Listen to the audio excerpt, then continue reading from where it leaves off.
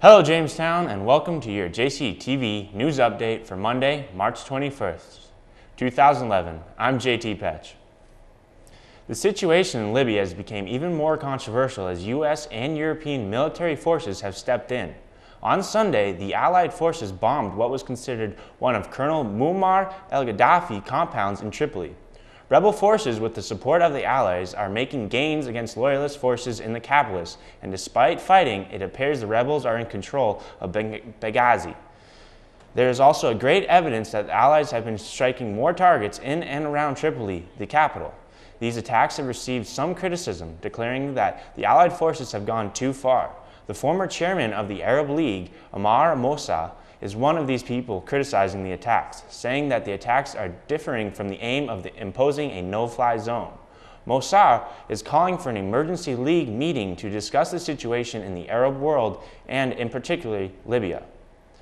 As Japan continues to try and recover from the March 11th disaster, the death toll continues to rise. As of now, it is estimated more than 21,000 people are dead or missing, with an official death toll of 8,450. As for Japan's Fukushima power plant, engineers have restored power lines, hoping it will solve the world's worst atomic crisis in 25 years. It has been estimated that Japan has suffered $250 billion in damages, with entire towns in the northeast being completely obliterated. As Japan continues to strive to get back on its feet, investors have been weighing the risk that the disaster imposes on the global economy. Signs of economic loss can be found in many corners of the globe. The global ills, like the spike in oil and food prices, can be quantified, but the picture will be clearer as the March unemployment numbers and trade numbers will come out. On Saturday, the streets of Jamestown filled up with the people participating in Run of the Green. Participants stumbled and many fell down the opening hill, but due to the soft, snow-covered slope, participants kept on running. More than 2,000 to 3,000 people were estimated to have participated in the run, and both bars and businesses benefited from the boost in business, and overall, the run was a great success and a lot of fun for those involved and those who simply came to watch.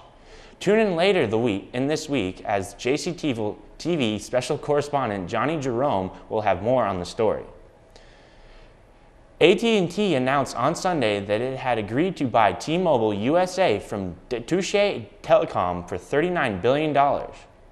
The deal would create the largest wireless carrier in the nation.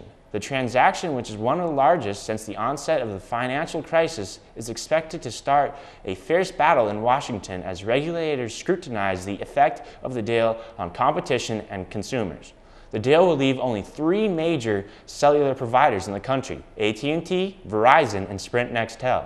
With this acquisition, this would give AT&T roughly 42% of all wireless subscribers in the U.S. as compared to Verizon's 31%.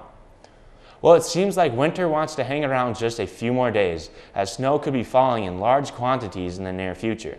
Today, Monday, we saw a high near 36 and a low of 30, with a 70% chance of snow later in the evening. Come Tuesday, snow will continue to fall with a high near 33 and a 100% chance of precipitation, with 3 to 7 inches of snow possibly accumulating.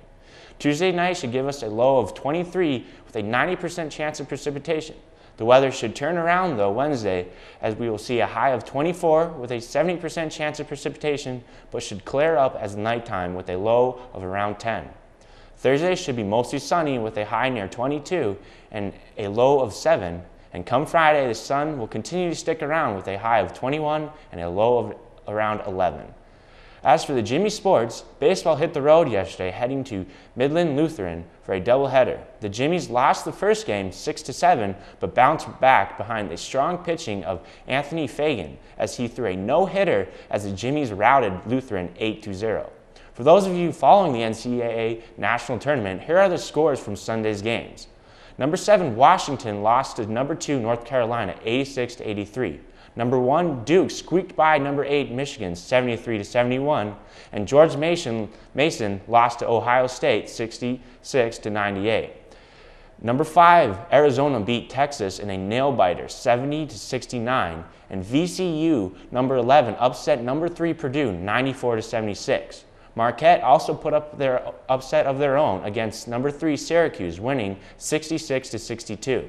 Number 1 Kansas surpassed number 9 Illinois 73-59, and number 10 Florida State upset number 2 Notre Dame 71-57.